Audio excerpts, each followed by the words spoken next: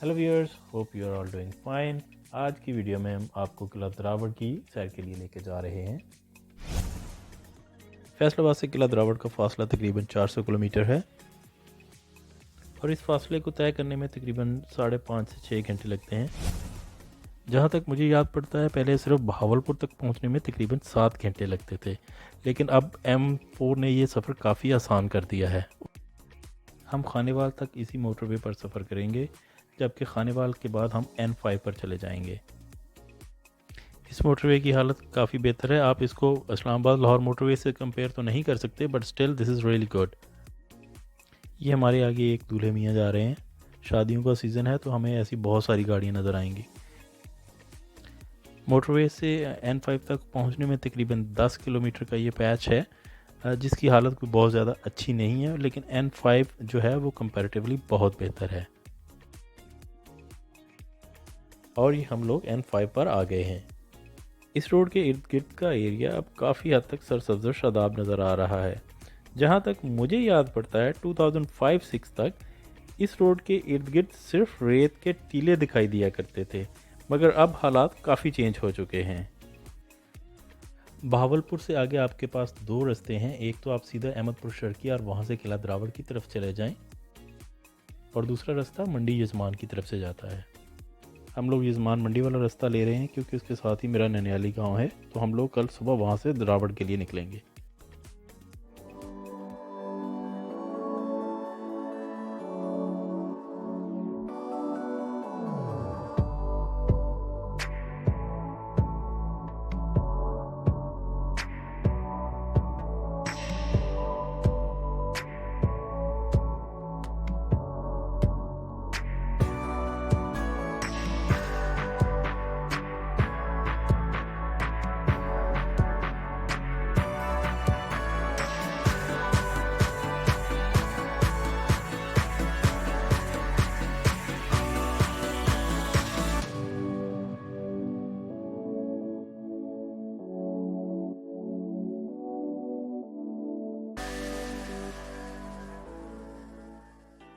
हम लोग गांव से किला द्रावड़ के लिए निकल चुके हैं। ये यजमान अहमदपुर शर्किया रोड है और ये एक भाई साहब उल्टी साइड से रोड पर आने की कोशिश कर रहे हैं। मुख्तलिफ रास्तों से होते हुए फाइनली हम अपनी मंजिल पर पहुंच चुके हैं। ये अब्बासी मस्जिद किला द्रावड़ है और इसके बिल्कुल साथ ही किले की एक्सेस है। यहाँ पर आप लेफ़्ट साइड पे नीचे गाड़ी पार्क कर सकते हैं, और अगर आप ऊंची बॉडी वाली गाड़ी में हैं तो आप उसको मेन गेट तक भी लेके जा सकते हैं। अगर आप VIP हैं तो डेफिनेटली आप किले के अंदर डायरेक्ट भी इंटर हो सकते हैं।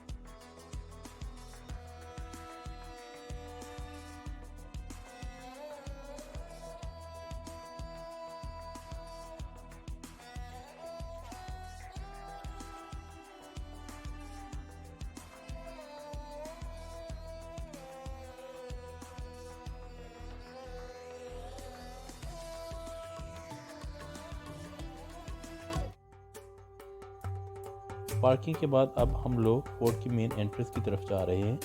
आज मौसम काफ़ी बेहतर है, अब धूप निकली हुई है और काफ़ी लोग भी नज़र आ रहे हैं।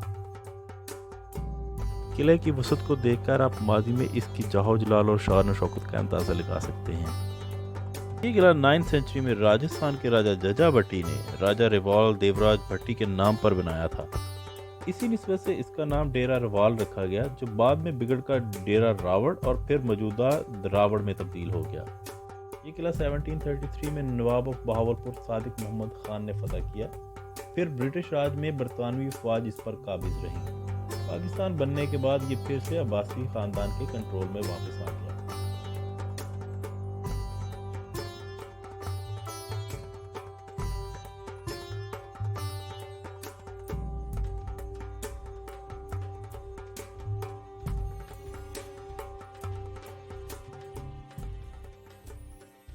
तसव्वुर करें कि माजी में सहरा के बीचों बीच इतना वसी और अरीज फोर्ट उन लोगों ने कैसे बनाया होगा, कैसे यहाँ तक कंस्ट्रक्शन मटेरियल पहुँचाया गया होगा।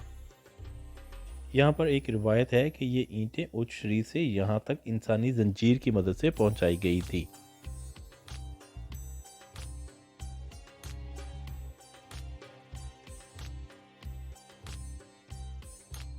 जैसा कि आपने ड्रोन वीडियो में देखा होगा, ये एक स्क्वायर शेप फोर्ट है जिसकी दीवारें 40 बुर्जों पर मुश्तमिल हैं, यानी हर साइड पर 10-10 बुर्ज हैं। इन दीवारों की बुलंदी 30 मीटर और टोटल लंबाई 1.5 किलोमीटर है। अंदर आने के बाद आप वाज़ेह तौर पर देख सकते हैं कि किला का अंदरूनी हिस्सा काफ़ी खस्ता हाली का शिकार है। जगह जगह ईंटों के ढेर गिरी हुई दीवारों और छतों का पता बता रहे हैं। माजी में जहां पर शानदार इमारतें होंगी, अब वहां सिर्फ खंडरात बाकी हैं। कहा जाता है कि यह फोर्ट पुराने ज़माने में बहने वाले हकरा नामी दरिया के किनारे पर बनाया गया था, जो कि गुजरते वक्त के साथ साथ खुश्क हो गया है। इससे इस किले की अहमियत का अंदाज़ा होता है, क्योंकि सहरा में से गुजरने वाले काफले यहीं से पानी भरा करते थे और पानी पर यह कंट्रोल यहाँ के हुक्मरानों की ताकत में इजाफा करता था और हुक्मरानी में भी मदद फ्राहम करता था, क्योंकि सहरा में पानी की अहमियत सबसे ज़्यादा होती है। फोर्ट की दीवारों पर चलते हुए बहुत एहतियात की ज़रूरत है, क्योंकि इनकी हालत बहुत ख़राब है और कई जगहों से ये ऑलरेडी मुनहदम हो चुकी हैं। अगर आप बाहर देखें तो आपको काफ़ी ग्रीनरी नज़र आएगी, जबकि मुकामी लोगों के मुताबिक पहले यहाँ पर सिर्फ रेत के टीले हुआ करते थे। ये देखिए, यहाँ से दीवार बिल्कुल टूटी हुई है, तो हम लोग आगे नहीं जा सकते, तो हमें वापस होकर दोबारा दूसरी तरफ से जाना पड़ेगा।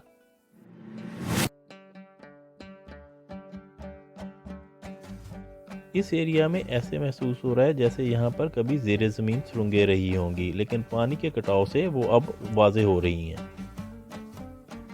किसी ज़माने में इन दीवारों पर खड़े होकर गार्ड इस किले की हिफाजत किया करते होंगे, लेकिन आज जो हालात हैं वो अब आपके सामने हैं।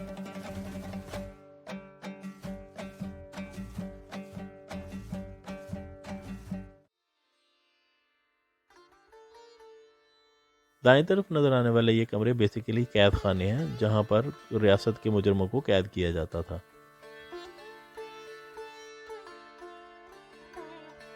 सिवाय एक के बाकी तमाम कैद खानों के दरवाजे तक यहाँ से उतार लिए गए हैं।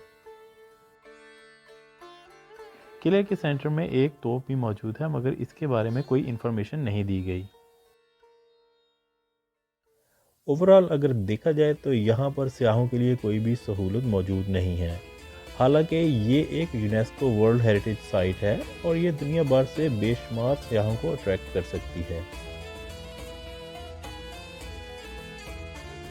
अमूमन ऐसी तारीखी जगहों पर रिजॉर्ट्स बनाए जाते हैं, जो कि न सिर्फ कल्चरल और हिस्टोरिकल एक्सपीरियंस प्रोवाइड करते हैं, बल्कि इलाके की तमीर और तरक्की में भी अहम किरदार अदा करते हैं। इसके साथ ही हमारा आज का यह व्लॉग ख़त्म होता है। सी यू नेक्स्ट वीडियो। अब टेक केयर, बाय।